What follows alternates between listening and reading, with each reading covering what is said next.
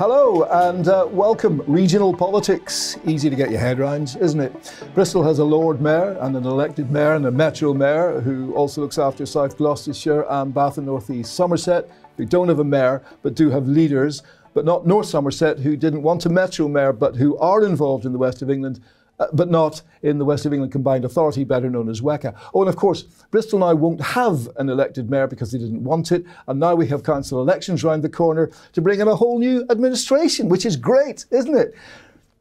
Yeah, which is why I thought it might be an idea to chat to Metro Mayor Dan Norris to take us through this devilishly complex job and indeed the issues. Dan, welcome.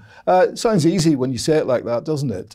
But is this one of the most complicated regions in the country, do you think? Well, look, nice to see you, Steve. Yeah, yes, absolutely. It is really complicated. And when we had the Mayor of Bristol and the regional mayor created, that did create a lot of confusion. And I think that became very clear.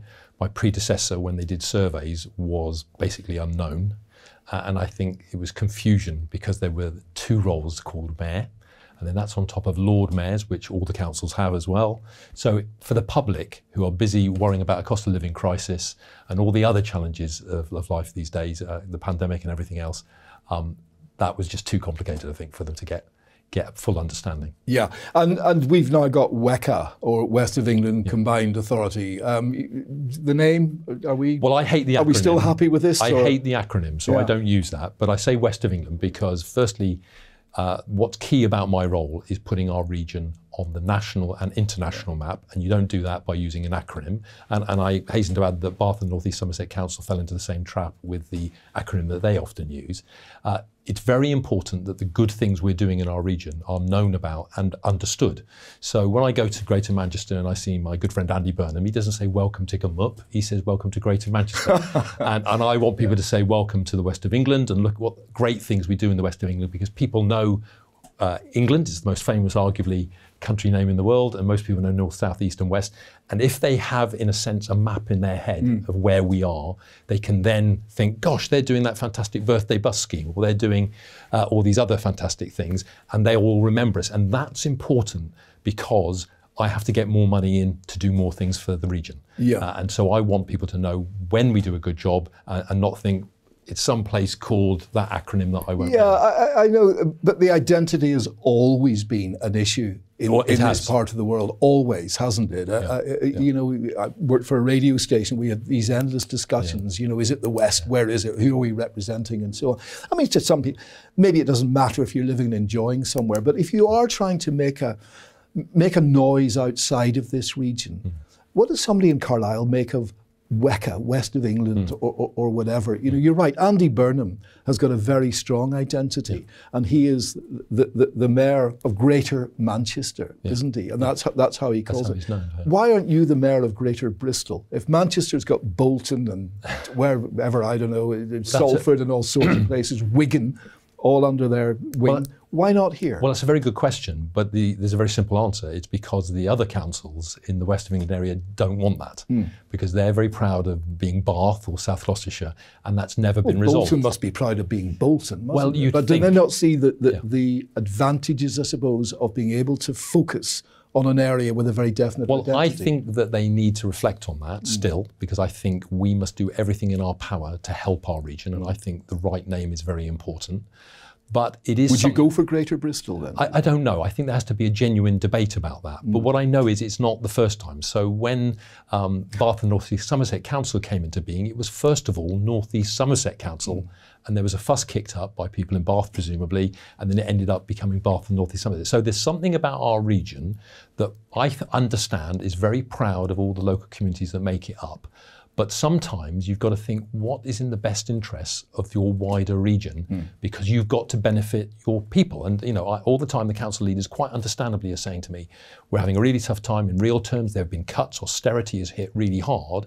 So do we want to worry about the name that we call ourselves by, or do we want to worry about how we deal with those problems? The branding is important, you know that. In business, branding is vital, isn't it? You could have the best product in the world, but if nobody knows about it or knows where it is, it's not going to work. But if you're sticking to names because you think that is very important, that your particular part of a bigger whole should be part of that.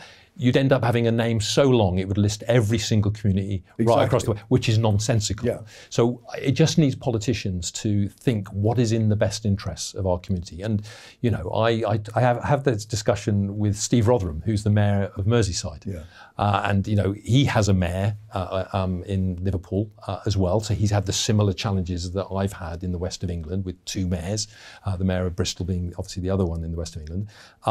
And what I always say to him is, look, what I would say is that you have been able to define your region because you've got certain things that have happened. And in their case, it's music and the Beatles. Yeah. Now, in our case, we have been very good at having lots of eggs in different baskets, and that has seen us through. So we are more prosperous than the vast majority of regions in the rest of England. But it has been at the price of our identity in some ways, because we're known in some ways for lots of different things. Although I argue with Steve Rotherham that we have created more pleasure and happiness than even the Beatles, because we created the first commercial chocolate bar and the first commercial chocolate Easter egg. So we've created more happiness than even the Beatles. Sugar and that sort of end of stuff as well. You know, all the nice stuff which shouldn't be mentioned, I suppose. But what's the big business selling point? Your business comes very much under your remit. I'll come on to WECA again in just a second or two, but when you're talking about that identity, what do we sell up? You know, Manchester is the go-to outside London. You know, the powerhouse of the north, you've got Birmingham and so on. What do we sell, or are we a little bit diffident about that? Would we rather just stay under the radar a little? We are diffident, and it's partly because we've not had the huge changes imposed on our region that other regions have had. So if you look at, I don't know, the Midlands, their car industry was completely decimated in the late 70s, 80s. If you think of Sheffield, steel industry completely gone. You think of the northeast, mining completely gone. So they had to get round a table and think, how are we going to earn a living now that our main, income stream is going? And that forced them to work together and think of an identity, because an identity, marketing, if you want to call it that way, but something that you can define yourself very quickly to others who you need to work well with to get that trade. Now, we haven't had that, but I think we do need to have that debate. Yeah. And if you're asking me what is it, well, I'd say it's a few things. I think it's our very... Give me two. Two things. Quantum computing is we're world leaders as a region for our country, and that is going to be the biggest revolution, even bigger than the internet. Quantum computing. Yeah, quantum computing, because it's billions of calculations can be made a second by these quantum computers that are theory at the moment but are about to become real, and that will revolutionize the world.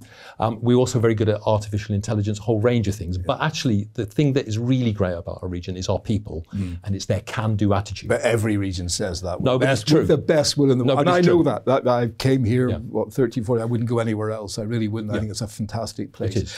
But when you talk about that identity and the very proud identities that each of our authorities has got, and you can fully understand it. That's the beauty of here. You can go out and it's completely different wherever you go. Yeah. But it hasn't quite worked, has it, Dan? You know, a WECA, in fact, you're in, what is it, best value notice with the government, who's saying, hang on a minute, guys, you know, this isn't working well. It's like school being in special measures in some ways. I mean, is that embarrassing, or is it something that was inevitable and that you're working your way out? How do you view or deal with that? It's because we're losing money, aren't we, through this? Well, I'm not sure that we're losing money, but what I think it's fair to say is that people are commenting that we should get on better together. Yeah. Now, I agree with that. And I think all the other leaders agree with that. Yeah, they're all but the issue highly motivated, spirited people who want the best for their authorities, but somehow it's not gelling. But the issue is about how you do that. And I think it's about recognising the regional role of a regional mayor. Now, I didn't vote for that to happen. Other leaders before me with the government. Well, they haven't quite got you yet. Well, I don't think it's that personal. I think the previous mayor. I don't think they've got the role. What I think they were sold by the Tory government a few years ago when the West of England Combined Authority was created was that if you do this and have a regional organisation and a regional mayor, you will get more money. And that's very attractive to councils that are being hard-pressed by austerity and really tough calls that they have to make every day by statute. They have to do things by law, and there isn't any say that they've got. They've got to find that money somehow or other. So they're under huge pressure. So I think hearing that the government would say you get more money if you have a regional mayor was something that they were persuaded by. But I don't think they bought into the concept of having a regional mayor, because a regional mayor is about getting a bigger cake for your region. And it's not about divvying up. So it's not about saying, well, because half the population roughly is Bristol and a quarter is roughly Bath and North East Somerset and the other quarter is South Gloucestershire, and you just say, well, whatever money the government give you and you manage to secure, you just divvy it up. I think it's about saying, no, what brilliant things are you doing in your region? What can you do to get it? And then you allocate it where you can make most use of it. And then when you do that successfully, you get even more money in the future. So what fixes this then? Because you're losing local enterprise partnership money, aren't you? That's been withheld, hasn't it, by the government? Not a fortune, but until you integrate the whole thing. Yeah. And if WECA's not working, then those sorts of I think the LEP is a slightly different thing. We have been told, this is all metro mayors, that those have to be folded in to the combined authority. And they are. But the easy part for other places is that their LEP area is coterminous with their mayor area. And in our case, that's not the case. We have North Somerset in it, and they voted not to come into the combined authority. And that's why it's caused challenges, because there are debates about what you should be doing and how you should be doing it. So unfortunately, it's about that area not matching my area. And I have a very strong principled belief that I shouldn't be calling any shots in an area where I'm not voted for. So the people of North Somerset don't vote for me. And I don't believe that I should therefore be making choices and decisions on their behalf without that democratic mandate. It seems odd, doesn't it? And somebody decides they've got every right to do so, not to be part of this combined authority. But is that in some ways holding leverage over the other three? Well, it's called. If you were sort of autonomous for the three authorities, you could just get on and do what Yes, you could, and it would be a lot easier. But the problem was that North Somerset decided to come all the way until the last few steps before they went through that door, and then they voted not to join. And that was after they'd spent a long time negotiating what it would be. So it was a big problem from the outset. And just to be clear, the previous mayor, who was a different party to me, had a very difficult time too. So if you create something and then it ends up that one of the so-called members that you were anticipating being there isn't there, so it's like a marriage. You go to get married and your husband or wife or partner doesn't turn up for the wedding. It's going to be a problem. Well, it certainly is, yeah. The WECA thing, this best value then, or special measures, call it what you will, how does that end and when does it end, or how do you fix this? It's all very well saying we need to all get together and get what the role is about, but where do we go from here? I'm not disappointed about the notice, because I think it's concentrating minds. Yes, because I think what it's doing is it's making the leaders, and me as well, it's not just the leaders, I'm one of the key players obviously, is making us all think hard about how we could resolve this. Now, what's difficult is that we're not being given many solutions. What we're being told is you shouldn't have disagreements. Well, I'm going to disagree with other parties because I'm not their party, and vice versa. And that's not an unreasonable thing. That's how our democracy works. But in the situation of a combined authority where it's so finely politically balanced between the parties, that does create issues. So what I'm hoping is that the help that I'm hoping that will be coming forward will help us identify what we can tangibly do to focus in on the important things. Do you all get on, as people, behind the authority that you all hold? But as people, could you all be mates, the sort of leaders of the authorities? Yes, of course. Of course. I mean, look, you're in the media, and you thumped it all out. A good story is when there's a row. We all understand that. That's more interesting than people getting on. Well, sometimes it is handed to you on a plate as well, to be fair, as a journalist, isn't it? The story is there. Of course. So no, I agree. But what I'd also say is, I put it in context, that 95% of the things that happen are all voted for. Yes. And are going through, and there's literally billions of pounds of investment because of those votes. It's the 5% that is the issue. And because that's more newsy, that's what people hear about. But actually, if it was done on how much of the cake we're spending, if 95% of the coverage was about, look, new railway stations, new infrastructure, new buses, etc., we would have a better balance, but we don't. And it's human nature. I'm not complaining about that, but that distortion is something we've got to sort, because other regions have the same challenges. They don't always all agree, but I think they're a little bit better at keeping that hidden away because they don't want it to be detrimental to their region. And that's what I'm for. I'm here first and foremost. Is there one thing that you can take from Andy Burnham or Andy Street that they have done exceptionally well, that could be a model for what we do here? Well, I don't think we can, because we're relatively new. Yeah. We've only been in existence 7 years. Now, that's quite a long time in most people's lives, but in terms of politics, well, yeah, I don't know. It's maybe not. For an organisation, it's not. Especially when you think you start from nothing and so on and so forth. So I think that's the issue. Andy Burnham did become a Metro Mayor before me, obviously, because theirs was created before ours. But they had also been spending about 20 years talking about it prior to that. So they've had a lead up to this of 30 years, where I suspect the disagreements that are now playing out for us were happening for them. Yes. But it was done in a different way. Well, listen, you mentioned buses there. Let's have an update on this. You were kind enough to come on and talk to me, 16 months ago, I think it was. Was it? And okay. we were talking franchising and all sorts of things then. Yeah. And things have moved on. Let's talk about the great news, first of all, before we talk about how you fix a very difficult situation. And that is electric buses that you've secured quite a bit of money for, haven't you? 6.5 million, isn't it? Sort of with First Bus to get electric. Yeah. Is that going to work? Are they going to be able to go up and down the hills? Or they need charging points halfway up Park Street? Everything. Well, it's a really good question, because the answer is yes, but it is slightly more complicated, of course. I thought it might. So the vast majority of buses would be fine, because I can't quite remember the range, but I think it's something like 240 miles they can go. Yeah. Each bus. So obviously, if they have to go any further, if they're doing longer routes, they will need to be recharged, and there's ways of doing that away from the charging place that they'll be at the depot. But it's a fantastic opportunity to do this well. And what I like about it is that it's money that I've secured from government in order to make this happen.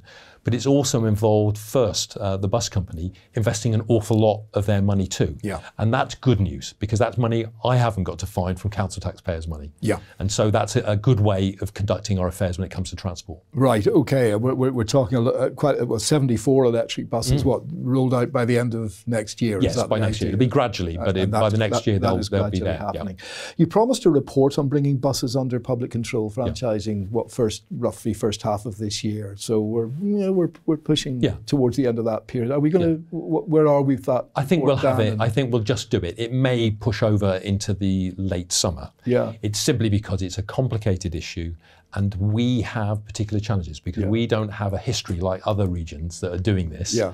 Where we don't have a transport body, for example, which you need by law. We don't have an income stream. So, if I look at Merseyside, for example, they get money from the Mersey tunnels, which is really helpful if you're going to do this kind of thing. Greater Manchester, because they invested in trams all those years ago, they're very profitable. So we don't have those things.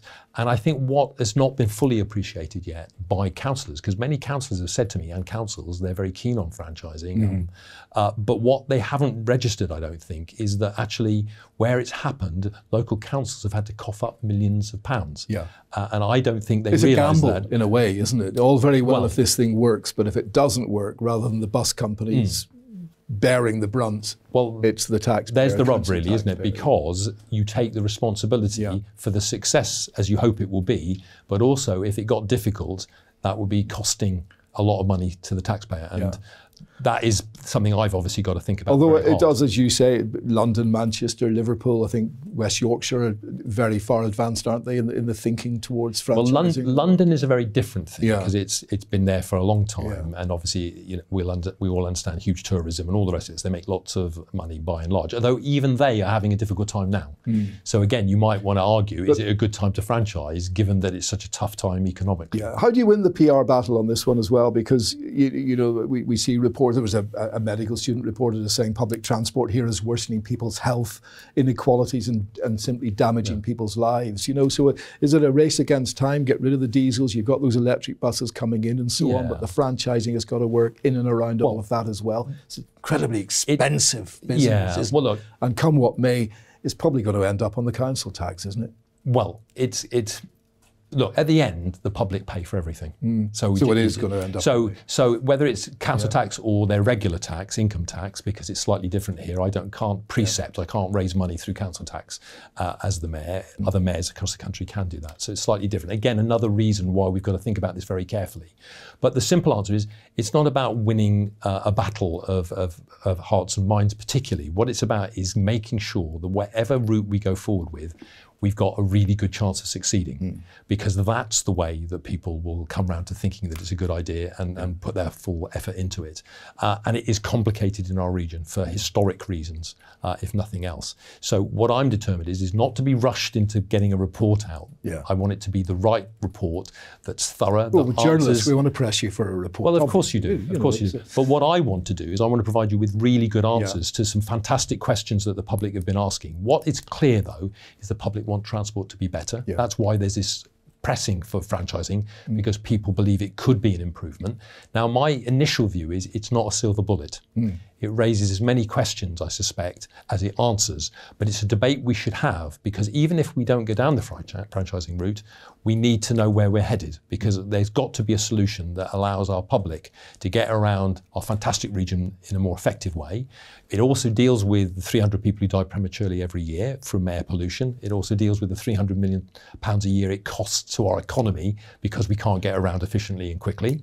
So it deals with a lot of other challenges that we need. And also I want it because of the environment, because I'm aware that there's a climate emergency. I take that very seriously. I think it's the issue of our time.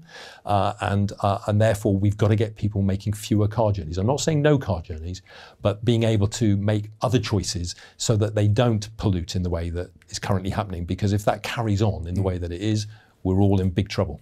Let me just take a sort of side step from the business side of what you do, because housing and everything else comes under your remit, but the way of life, if you're a metro mayor, you're looking across the way we live and how safe our region is.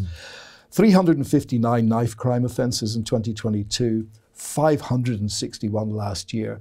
I had a phone call from a friend in Northern Ireland who rang me 2 or 3 weeks ago and said, or maybe slightly longer, what is going on in Bristol? It's national news. It's not London. It was happening in Bristol. This knife crime, it's terrifying anywhere, but it's come to our streets with a bit of a vengeance here. Is it just a national problem, or is there any reason for what's going on, or where are we with it? I think it depends when you take the snapshot. Obviously, what's been happening in Bristol and the west of England. Now, let me be very clear. It's not. And I'm keen to say this. It's not just about Bristol. We also had a stabbing of a young person who died in Radstock. The year before last, I think it was. Last year we had, or was it the year before? We had some incidents in Bath where young people were killed. It's not just Bristol, because I don't want Bristol to get an unfair reputation. So it's across the west of England as a whole. And we do need to ask why there's been so many in a relatively short time. And we need to have an answer to that. And it could just be chance. It could just be a random coincidence that these awful incidents have all happened in a relatively small region at a particular time. But we need to know that, not assume that, because I think there are answers that we have to come up with. Because if it's something that we're doing or not doing, we need to be on that to stop this terrible loss of life of young people. Because after all, this is children killing children. When you look at it, it's a really, really big problem. I noticed in one of the reports, a sports mentor at Empire Fighting Chance, who do fantastic work, don't they? The boxing gym described it as like a nuclear arms race. One has a knife, the others feel that they need one to be safe. And my goodness, when you look at what's happening in world events right now, we can see exactly the same thing happening. The tit for tat. When does it stop? How do you control it? How do you pull people back? You've put bleed kits into schools, haven't you? I am encouraging that education for young people, because I think it reassures young people, because what's happening is they're reading the reports and hearing the broadcasts about what's been happening. And because the young people, it's hard for them to contextualise that. They see that as a dangerous thing, quite understandably. And so when I held my school summit, my annual school summit a few weeks back, part of that was a presentation, some training for young people, if they wanted it, about bleed kits and how they could help, just to reassure them. And interestingly, I thought that might be more worrying to them, but actually that has reassured them. But I also was saying in that message that actually the chances of a young person being a victim of knife crime is still remarkably low, and we mustn't lose perspective. So yes, we need to ask some very important questions because of what's happened recently, but we need to get it in context. We need to recognise that across the rest of England, this is also happening, particularly in London, but other places too. So we mustn't get out of context with this and exaggerate it. But on the other hand, I don't want us to just dismiss it, because we must be sure that we're doing things that reduce the chance of young people being victims of crime. I've done a bit of work with the Ben Kinsella Trust. Ben was a 16-year-old, I think, and was actually campaigning against knife crime. Yeah. Wrote poetry, was one. And by horrible, horrible coincidence or chance, he was innocently knifed to death out in a celebration for his GCSEs.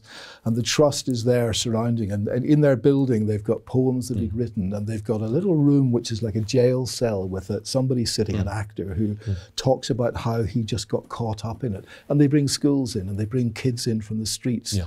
And they see what it does to the families. And what it does, it's not just the victim, it's the whole wider circle.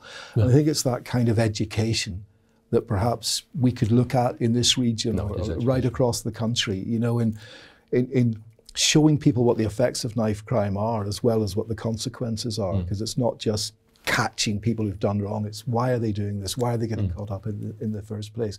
But they are stark statistics, Dan, aren't they? Yeah. You know, as you say, it's probably minute chance that it will happen to someone, but when you see these figures rising the way they are, it's time to do something. Yeah, and it is about education, because any logic tells you you shouldn't carry a knife because you're actually more likely to be a victim of somebody using that knife against you than it protecting you in any way.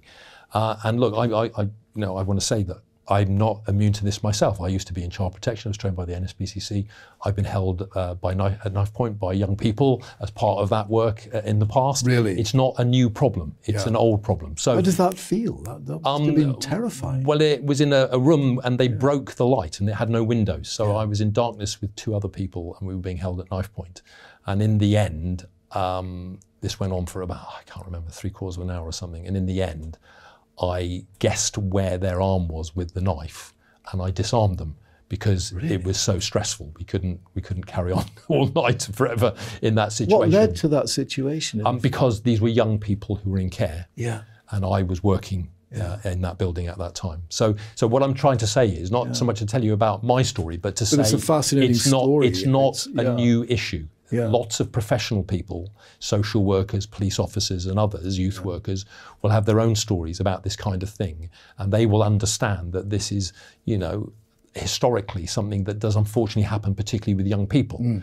And so what we've got to do is work out what the solution is in modern times, because, you know, young people are young people, but things are slightly different. I think the pressures on young people, social media, peer pressure, I think does make it harder. Element as well. Does make it harder. So we've got to get ahead of that curve and work out what we can do about that. Yeah, a couple of quick fires to talk about. We're losing the elected mayor of Bristol. I don't know if you've. We are. I heard that. I have heard. And good or bad for the city, do you think? Let's talk more about the role itself. And we've had 2 very, very different mayors, legacies and so on. Has it been a successful? I mean, people have decided not. They've said, no, we don't want it anymore. But what do you think has been the legacy? I think that you won't be surprised to hear me as a mayor say that I think an elected mayor is a good idea. I think that directly accountability, is something that is important. Now, I think that what it's done has definitely put Bristol on the map under both mayors. I think they've given it a much higher profile. I think they've been able to make decisions more quickly. I think that is very important. I think they've been able to take advantage of opportunities and resources and various other things. Where I think it's been more challenging is that I'm not sure that the role was properly talked about throughout the time of both mayors to explain the dilemmas and what have you. Now, I think it was very high profile, in that sense very successful, but it was about the decisions they were making, and to decide is to divide. Every decision I make pleases some people and upsets others. And what also needed to happen was a narrative, I think, explaining why these decisions are tough, that there won't necessarily be complete agreement about a decision, and that actually these things take time to judge. And so what's kind of unfortunate is that perhaps the public were asked to judge too early, because I think that, you know, probably more time needed to pass to see the fruits of the efforts that both mayors had made. Yeah, I don't know how long we would wait to see an underground system in Bristol, though, or perhaps the Western Harbour is a massive, long-term project. The Aruna, I'll come on to that separately in half a second. But, you know, are the term vanity projects came up with George at times, they come up with Marvin. Is that what they were? I mean, to talk about an underground system in Bristol when we still haven't got the Portishead rail line going. It does sound fanciful at best. Well, look, Marvin is a colleague of mine and a friend of mine, and so I won't say things that will make things more difficult. But what I will say is that I don't agree with him when it comes to the underground. Yeah. And the reason I don't is because there was a report that showed it would cost 18 billion, so 18,000 million pounds. That is a huge sum of money. Yeah. I've looked at the experience of other places where they've had similar debates about trying to have undergrounds in their areas. And Manchester, we come back to Manchester again, they had a debate 20, 30 years about exactly this. Some people wanted an underground, other people thought... But we've already spent quite a bit of money, haven't we, on consultation? Well, we have, but let me finish my point about Manchester. The point is that they had that debate and they concluded that actually an underground was unaffordable too. Yeah. And actually, if you look at private investors, no one has come up and said, we can't wait to invest in an underground in the west of England. They haven't said that. Yeah. And we're in these challenging economic times. So my view at the moment is that that is not a sensible thing to do, but we certainly need a public transport system that meets the needs of our people right across the west of England. Yeah. And I'm hoping that we can now move forward on that and put aside differences and find agreement to get on with delivering what I think most people want. Right. The arena. Yes. I had the pleasure of interviewing many of the key players for that when I first came, and we're talking back over 10 years. If that had happened down at the Temple Islands, it would have been running for about the last 8 years, wouldn't it? We'd have had Take That, we'd have them all coming in and so on and so forth. Maybe not a good incentive for building it. You might well say that, Dan. Others might disagree, I don't know. I take your point, but it's sitting there. Yes, there's going to be development, but what on earth is happening to the arena at the Brabazon? Every year, it's pushed another year down, what is it, 2027 we're looking at now? What is going on? Well, what's going on there is what's going on everywhere. Every big project is being pushed back, I'm afraid, and it's to do with supplies, supply chains and things like that. It's to do with the economy, it's to do with investors, nervousness sometimes. So every big project has been affected by the pandemic, the war in the Ukraine. So that is a large part of it. What I'm hoping... Are you frustrated by it? Look, I'm frustrated about delivery timescales. I mean, one of the biggest frustrations of me coming into this job is to find out how long everything seems to take. Now, there are good reasons in many instances, but there are also reasons that don't really stack up for some delays. And that's what my job is, to sort of shake that out, get on with it, because you'll be aware, because we've discussed this before, that there are many millions of pounds that I've been able to secure as mayor, sat in my bank account, in the combined authority bank account, that I want spending out there now, because there are businesses and individuals who are dependent on our local economy moving forward and working. Yeah. And that money is sat in a bank account. It's not out there, buying coffees in coffee shops or all the other things that people need to have happen. And that frustrates me greatly, because it's not designed to be in a bank, it's designed to be making a difference to people's lives. And at the moment, that isn't happening quickly enough, in my view. Okay.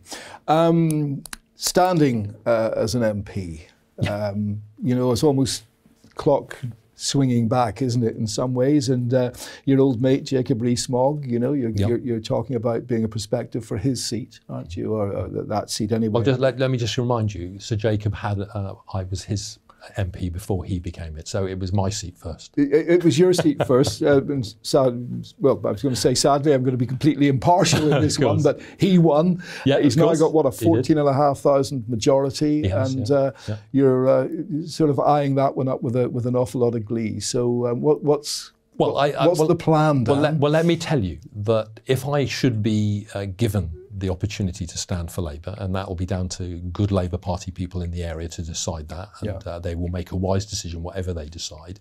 But if I should be chosen, I want to be very clear that it's going to be an incredibly tough contest. I will not be the favourite if I have the honour of being chosen by Labour. It'll be a very tough call. The opinion polls are very significant at the moment, but only a fool who knows anything about politics would realise that those polls are going to close and narrow. Mr. Rees-Mogg is very well known. He has a high profile. We know how that can make a big difference in politics. Think of Donald Trump and his TV appearances, think of Boris Johnson on the TV too, that led personality to, yes, politics. in other words, it's about popularism and what have Yeah. you, and people feeling that they know somebody even though they only know them through their TV screen.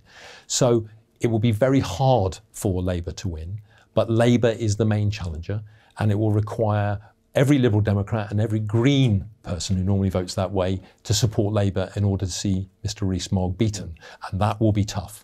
So, you know, I don't take it on. Why do you blindly. want to do this? Here you are, you're the Metro Mayor, you've got a long-term projects that you probably want to see through, which is more difficult, by the way. Sort of local politics or national politics? Oh, local, easily. Really? Much harder, yes. Because the rules are less clear, particularly, and maybe I'm speaking about our particular situation in the west of England, where the Constitution doesn't speak on lots of contentious issues. It doesn't have a view, and that means there's lots of arguments. But no, national politics is much more straightforward. And it's not surprising. It's been there for hundreds and hundreds of years and evolved accordingly. Yeah, and it's going to be a battle royal were that to happen. Would you then have to give up the elected mayor? You can't really do two jobs, can you? Well, look, I think that's something I'd have to discuss with the Labour Party. But look, I think I've got to get selected by the local Labour Party members before a politician's answer. That's well, no, but a genuine answer. Don't let me speculate. There's all sorts of hurdles before we get to that kind of conversation needing to be necessary. But all I'd simply say is that Dan Jarvis, who was a Labour MP, was also a Metro Mayor. Boris Johnson was obviously an MP and a Mayor at the same time. And we have a constitution that recognises, as I know from being a government minister, that you can be an MP and a minister. So people understand that if you're staying within the same field of politics, then it's quite possible to do. Funny enough, it did get us thinking, and I was wondering maybe if the international stage would be something that Dan Norris would be interesting in there. I think there's a very uncanny resemblance there, isn't there? Well, you think? Yes, maybe. You're the one on the right. Okay, thank you very much, Steve. I can see you taking a high office somewhere in international politics. I think what I'm interested in is our region and the area where I live in, where I'm hoping to stand as an MP for Labour, or stand as a Labour candidate to become MP, and that is genuinely what interests me. I care passionately about this region. Everything I've ever known and been given has been because of the decency and the opportunities that this region has given me. And I feel duty bound to try and do my best to give at least some of that back. Yeah. Okay. Well, it's a great pleasure to talk to you, even if you're not going to take over Mr. Blinken's job imminently, but you've obviously got a lot happening in the future. Dan, I appreciate you always take the time to come in and have a chat, and we really, really appreciate it. Thank you very much. Always good to speak to you, Steve. And you as well. Bye. That is about it for now. My thanks very much indeed to Metro Mayor Dan Norris. We will be back with another talk back in the very, very near future with a few more issues to tackle with. So from all of us here, thanks very much indeed for watching. We'll see you next time. Bye-bye.